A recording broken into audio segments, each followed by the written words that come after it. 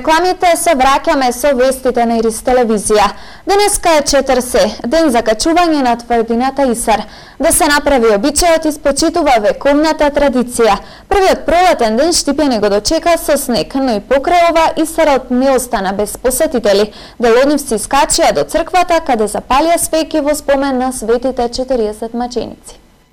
Кога се сака обичајот и почитува традицијата, 10-годишниот Ѓоше Манев и неговото другарче Дарко Митев денеска ја искачија горнината на тврдината Исар. За 40 велат морат да се фрлат каменчиња, а ним тоа не им беше тешко и покрај тоа што ги бараа под снегот, кој оваа година изненади на првиот пролетен ден. А пак шо ако има снег, ми се искачуваме. Може ли да се искачате? Да. Има ли каменчиња, веќе собирате ли? Да. Под снегот ли? Да. И што ги правим? Ке ги фрламе. Од Исарот. За Штипјани 40 е празник. До вровот оваа година тешко да се стигне, но до црквата, иако не во толкав број како минатите години, Штипјани се искачија. До црквата, ви кажав, запалихме цвеќе и си одиме. Сега на школа ќе оде детето и така. Не можевме да фрлеме каменче? Не може, каменче не можевме, а детите да ги исполниме и така, ама здравје. Се што е поврзано со доаѓањето на пролета денеска се одбележа во Домот на младите. Општината го одбележа со низа активности, меѓу кои денешниот музички хепенинг, со изложба, игра, песни на младите и посакаа добре дојде на пролета. Инаку е денеска ден на пролет. Денеска е првиот пролетен ден.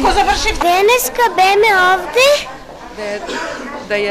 да го одбележиме? Да го одбележиме денот на пролет.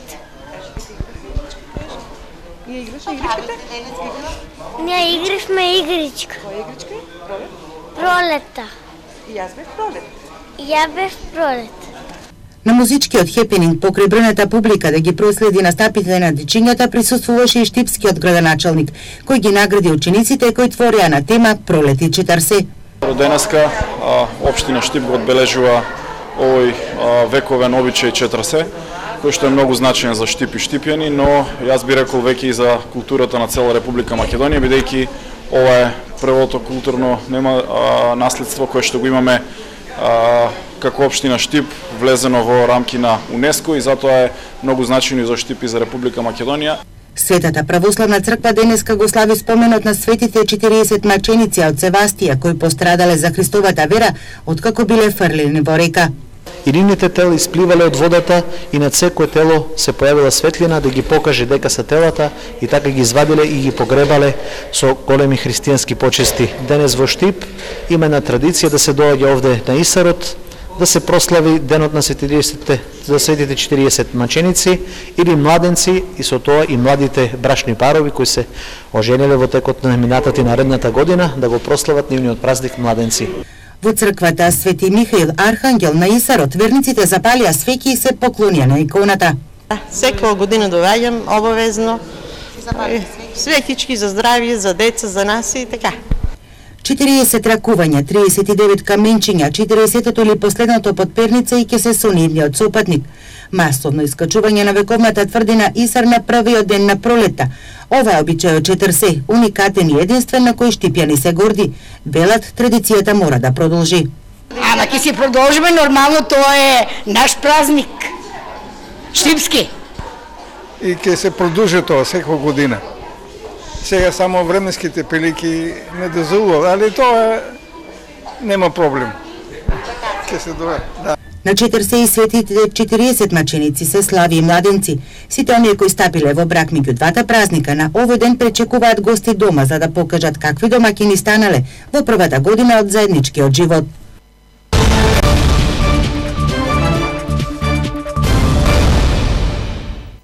Францускиот амбасадор Тимоние денеска во посета на општина Штип. На македонските политичари им порача времето да не го губат во непотребни кавги. Време е за национално единство.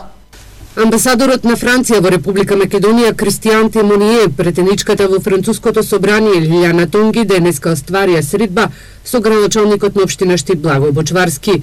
Штипскиот граначалник вели дека на средбата го информирал амбасадорот за проектите кои се започнати во Штип. Имавме време да ги размениме мислењата во делот на целокупната слика во Република Македонија, но пред се во делот на развојот на општина Штип и тоа што го правиме во овие први неколку месеци откако јас и ова нова локална власт е во кабинетот на градоначалникот на општина Штип. Така што сите крупни капитални проекти кои што ги отпочнавме, го запознавме амбасадорот и тој ги кажа неговите мислења. Добивме секако поддршка да продолжиме вака да работиме заедно со граѓаните, во интерес на граѓаните.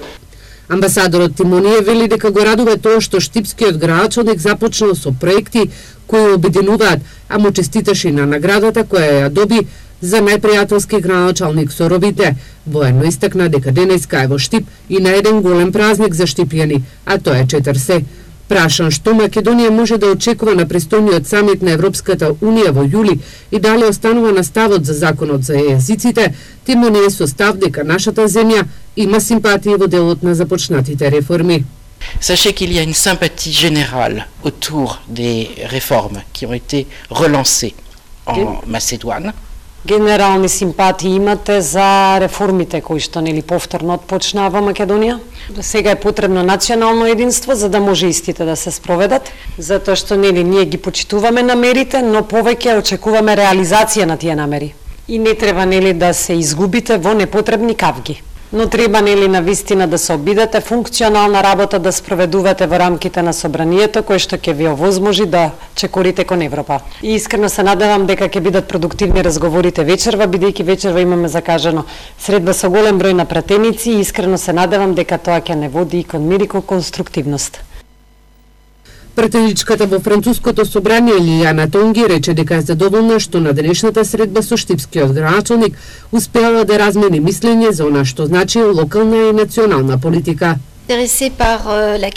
Посебно ги следам прашањата поврзани со Западен Балкан, бидејќи сум одговорна за следење на случувањата во сите земји од Западен Балкан. Инаку француската пратеничка и член на Комисијата за надворешни прашања, подпредседател на Комисијата за европски прашања и подпредседател на група за пријателство и соработка со Македонското собрание.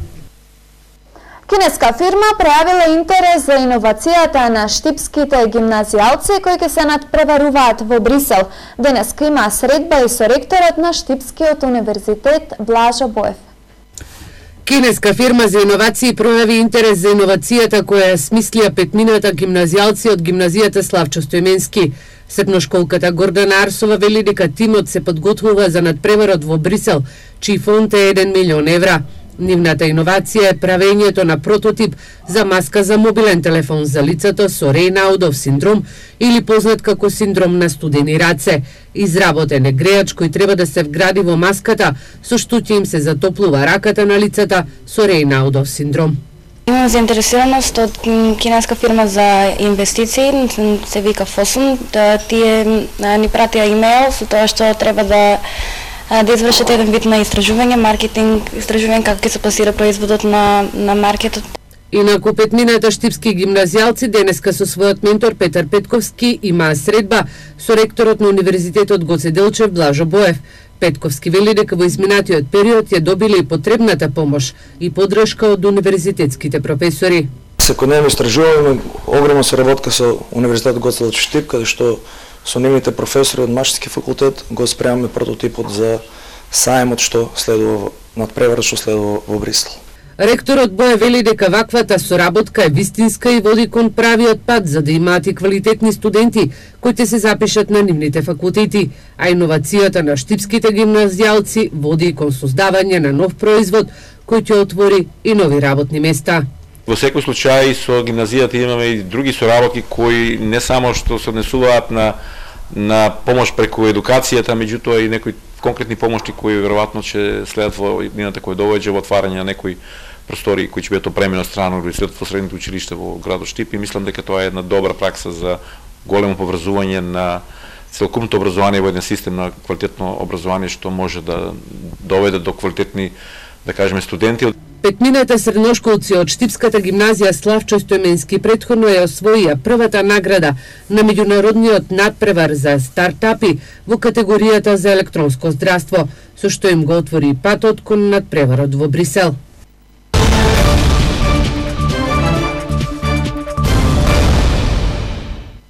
Светскиот ден на водата се одбележува секоја година на 22 март со цел фокусирање на вниманието за важноста на водата и залагање за одржливо управување на сладководните ресурси.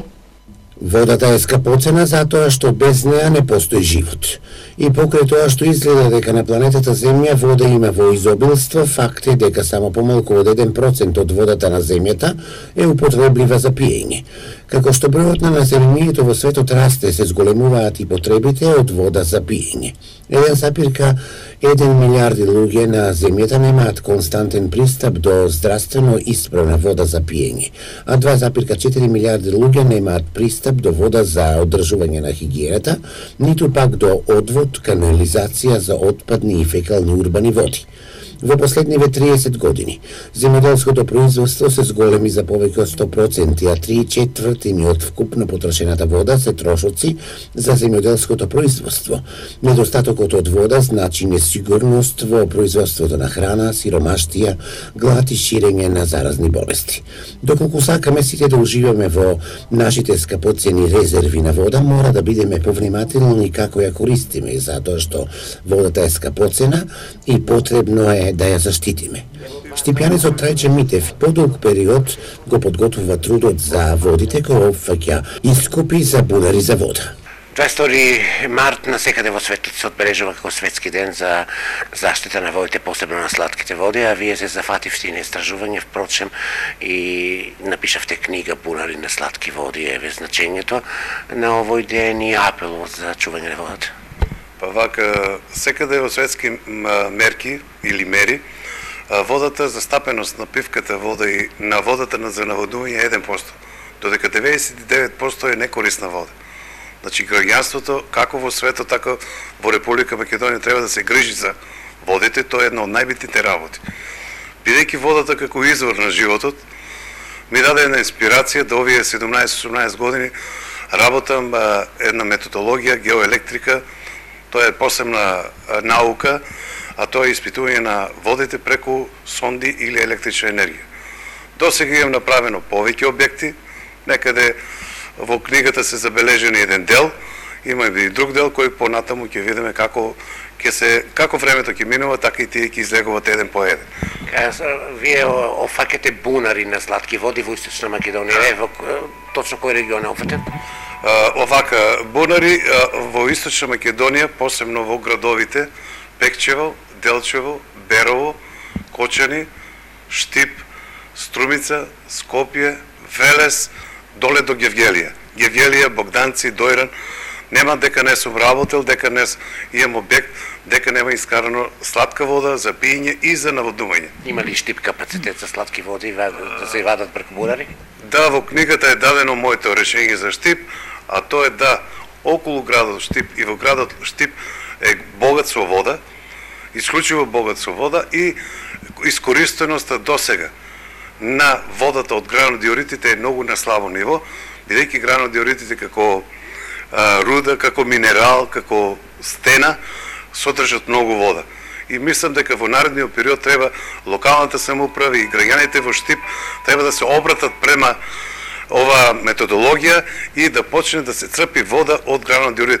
Некаде има локалитети во Штип каде може да се исцрпи од повеќе бунари, некаде од 100 литра во секунда. Кој е задоволително, незадоволително, него 50% од користење на вода во Штип. И најбитно е, во мојата методологија, тоа што на луѓето се помага, и оваа методологија е благородна на луѓето, на некој донесува радост, ради тоа што они со ова, кога ја откријат водата, имат понатаму бизнис, а со оваа проблематика и работа, јас досега со мојата работа сум спасил да не се сечи дрва, посебно буково дрво во Струмица во Банско, некаде околу 1 милион кубик на дрва. За да може да се справи општеството со кризата за вода и да го овозможи правото на вода, Обединетите нации го признаа правото на вода како елементарно човеково право за обезбедување чиста и здрава вода за пиење. Концептот на обликување на правото на вода првично бил утврден во 1977 година на конференцијата на Обединетите нации во Мар дел Плата, Аргентина. Усвоениот акцијски план се однесувал на сите луѓе независно од нивната социјална и економска положба. Светскиот ден на водата е основата за постоењето на живот на планетата Земја, а чистата вода за пиење и за одржување на хигиената е неопходна за одржување на животот и здравието на целиот жив свет. Сепак, правото на вода не е еднакво достапно за секого. Приближно 900 милиони луѓе во светот немаат пристап до чиста и здрава вода за пиење, додека 2,5 милиарди луѓе немаат нормални услови за одржување на својата хигиена. Во мултимедијалниот центар на Универзитетот Гоце Делчев Штип вчера вечер се одржуваше 8-та поред ораторска вечер. Организатори Правниот факултет и Клубот на оратори на УГД. На Универзитетот Гоце Делчев во Штип во организација на Правниот факултет и Клубот на оратори Росра Ветера, вчера вечер во мултимедијалниот центар се реализираше 8-та ораторска вечер. Како оратори беа пријавени 20 учесника, од кои комисијата селектираше 12. Добриот збор и убавиот збор ја кажуваат совршеноста на умот, а работата и честноста ја покажуваат совршеноста на срцето. И двете произлегуваат од благородноста на душата. Почитувани студенти, дозволете ми во оваа прилика да ги отворам ораторските вечери на Правниот факултет и на Универзитетот Гоце Делчев во Штип. На 8-та ораторска вечер победи Теодора Новковска, која имаше импозантен говор за проблемите со кои се соочува македонското здравство. Таа јасно ги потенцираше проблемите на родилките и на бебињата во нашето здравство, а за ораторскиот говор, како првонаградена, доби 12.000 денари. Мојата мајка е како цвет. Мојата мајка е најубава на свет. Таа е нежна и мила како свила. Ако ја прашате мојата мајка, која впрочем седи овде, колку пати ја добила оваа рима низ годините, несомнено ќе ви одговори многу пати. Но ваква песничка со која децата ја искажуваат својата љубов кон мајките, за жал нема да добијат 163 родилки кои минатата година ги изгубија своите новородени чеда. Десетици деца пак нема кому да ја напишат песничката и ќе бидат тажни и осамени на својот прв училишен ден, бидејќи нивните мајки искрвариле до смрт на породилниот стол или добиле инфекција од болничка бактерија во 21 век. Второто место на ораторската вечер му припадна на Лазар Тасев, кој освои награда од 9.000 денари, а трета беше Љупка Трајкова и освои награда од 5.000 денари. Снегот не им штети на овошките. Температурите над нулата не може да ги измрзнат. Ако ноќеска температурите се спуштат во минус, тогаш ќе биде ризично за родот. Овошките засега се во стабилна состојба. Иако се во фаза на цутење, снегот не и штети. Температурите се над нулата. Како што стојат температурите, и ако има снег, штети нема да има. Меѓутоа, во колку во текот на ноќта температурите паднат испод нулата, појават се мразови, тога ќе има штети. Затоа што цветовето на овошките се полни сеа со вода и на температура минус 1 оне мрзне и ќе има оштетување на овошките. Штети се можни само ако ноќеска, како што предвидува метеоролозите, температурите се спуштат под критичната граница. Тога штети ќе има и кај бадемите, кај сиите и праските, но нема да куртулат ниту сливите. Сега има некои што се прецветале, али ниските температури може да ги оштетат. Сливите процветале, уште не се. Сливите се во фаза на цветање. Има ли кај нив појаси? Кај нив иста работа. Иста работа, али они се у почеток на цветањето, може да се јаве само мало оштетување, додека тие што се затворени цветове, тие ќе обстанат. Ниските температури знаат да изненадат. Лани во април пролетните мразови ги измрзна овошките, а штетите беа големи.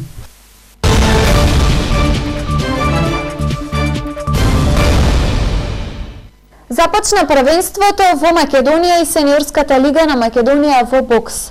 Првото коло се одржа во Битола во присуство на голем број љубители на боксот кои присуствуваа на квалитетни борби меѓу кои имаше и нокаути. Во присуство на голем број љубители на боксот во Битола се одржа првото коло во рамките на младинската и на сениорската лига на Македонија.